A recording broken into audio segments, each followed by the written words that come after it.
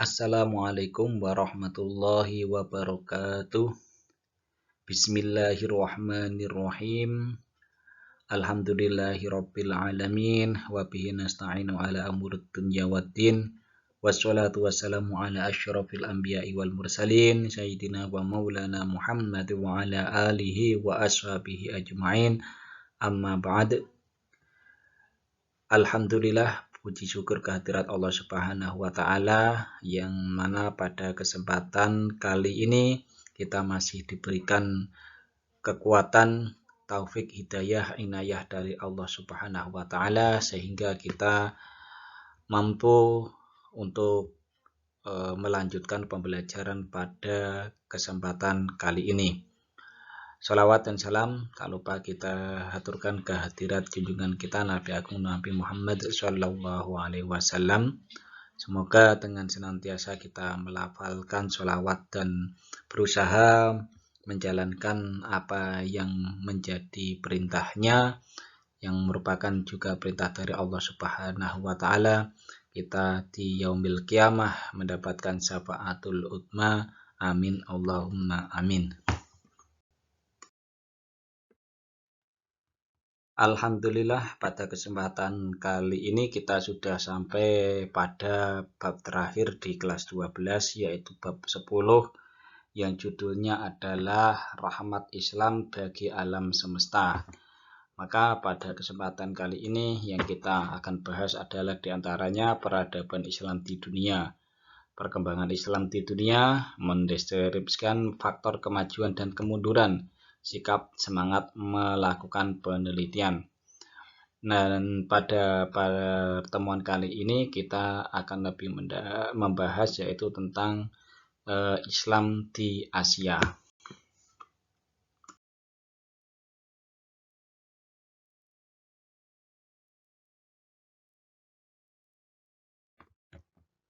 Perkembangan Islam di benua Asia. Kita mulai dari negara diantaranya adalah India. Islam masuk ke India pada abad ke-7. Dari abad ke-7 itulah muncul beberapa kerajaan besar. Diantaranya adalah kerajaan Sabak Takin, kerajaan Ghazni, kerajaan Mamalik, kerajaan keturunan Khilji, dan kerajaan Taghlaq. Nah, pada pembahasan ini yang paling menarik diantaranya adalah kerajaan Taghlaq, karena kerajaan ini merupakan kerajaan terakhir di India sebelum datangnya bangsa Mongol. Di antara rajanya ialah Muhammad bin Taghlaq dan Firuz Shah. Setelah kerajaan Taghlaq berdiri, kemudian berdirilah kerajaan Mongol Islam di India dengan raja-rajanya antara lain Babur, Hurayun, Akbar Agung, Jikangir, dan Shah Jihan. Yang mencapai puncak kejayaannya, Shah Jihan membangun Taj Mahal di Agra sebagai penghormatan kepada permaisurinya yang cantik dan dicintainya. Pembangunan Taj Mahal menelan waktu selama 22 tahun dengan tenaga 20.000 orang.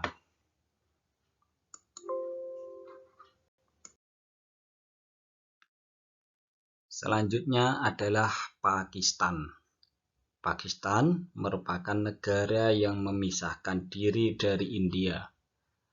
Pada abad ke-13 sampai dengan 15, agama Islam berkembang dengan pesat di India, dengan bukti adanya kerajaan-kerajaan Islam di India dan bangunan-bangunan tempat ibadah.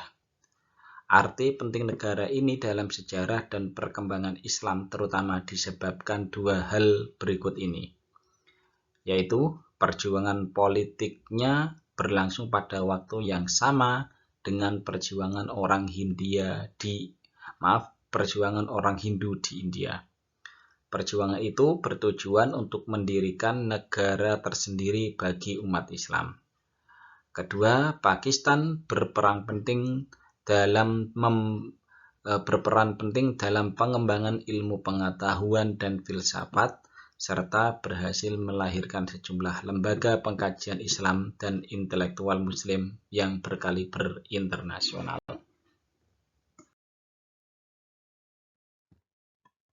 Selanjutnya adalah Afghanistan. Agama Islam masuk ke Afghanistan sejak masa Khalifah Umar bin Khattab. Pada masa Khalifah Utsman bin Affan, Islam telah masuk ke Kabul dan pada tahun 870 Masehi, Islam telah mengakar di seluruh negeri Afghanistan.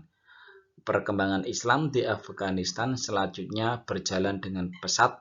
Tidak ada hambatan dengan bukti penduduk Afghanistan 99% beragama Islam. Selanjutnya adalah Tiongkok. Agama Islam masuk ke wilayah Tiongkok sekitar abad ke-10, yaitu langsung dari bangsa Arab dan para saudagar yang datang dari India. Agama Islam masuk ke Tiongkok melalui perdagangan darat dan laut yang disebut Jalan Sutra atau Jalur Sutra. Adapun pertama kali terjadinya penyebaran Islam di Tiongkok yaitu pada masa dinasti Tang. Selanjutnya adalah negara Singapura. Ya, perkembangan Islam di Singapura boleh dikatakan tidak ada hambatan, baik dari segi politik maupun birokratis. Muslim di Singapura kurang lebih 15% dari jumlah penduduk, yaitu kurang lebih 476.000 orang Islam. Sebagai pusat kegiatan Islam, ada kurang lebih 80 masjid yang ada di sana. Pada tanggal 1 Juli 1968, dibentuklah MUIS, Majelis Ulama Islam Singapura, yang mempunyai tanggung jawab atas aktivitas keagamaan, kesehatan, pendidikan, perekonomian, kemasyarakatan, dan kebudayaan Islam. Selanjutnya adalah Thailand. Agama Islam masuk ke Thailand melalui Kerajaan Pasai Aceh. Ketika Kerajaan Pasai ditaklukkan Thailand, Raja Zainal Abidin dan orang Islam banyak yang ditawan. Setelah membayar tebusan, mereka dikeluarkan dari tawanan dan para tawanan tersebut ada yang pulang dan ada juga yang menetap di Thailand sehingga mereka menyebarkan agama Islam. Selanjutnya adalah Filipina. Berdasarkan Kapten Thomas Ford tahun 1775 Masehi atau abad ke-18, orang Arab yang mula-mula masuk Pulau Mindanao atau Filipina adalah mubalik yang bernama Kebungsuan pada abad ke-15 Masehi.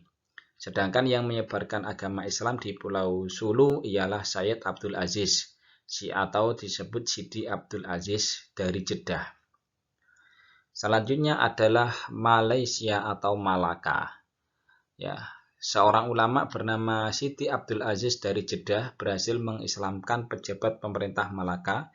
Kemudian terbentuklah kerajaan Islam di Malaka dengan rajanya yang pertama Sultan Permaisura. Setelah beliau wafat diganti oleh Sultan Iskandar Shah dan penyiaran Islam bertambah maju pada masa Sultan Mansur Shah. Sultan suka menyambung tali persahabatan dengan kerajaan lain seperti Siam, Majapahit, dan Tiongkok. Dan yang selanjutnya adalah Brunei Darussalam. Ya, agama Islam di Brunei dapat berkembang dengan baik tanpa ada hambatan. Bahkan agama Islam di Brunei merupakan agama resmi negara. Untuk pengembangan agama Islam lebih lanjut telah didatangkan ulama-ulama dari luar negeri termasuk dari Indonesia. Masjid banyak didirikan. Umat Islam di Brunei menikmati kehidupan yang benar-benar sejahtera sesuai dengan namanya Darussalam, yaitu negeri yang damai.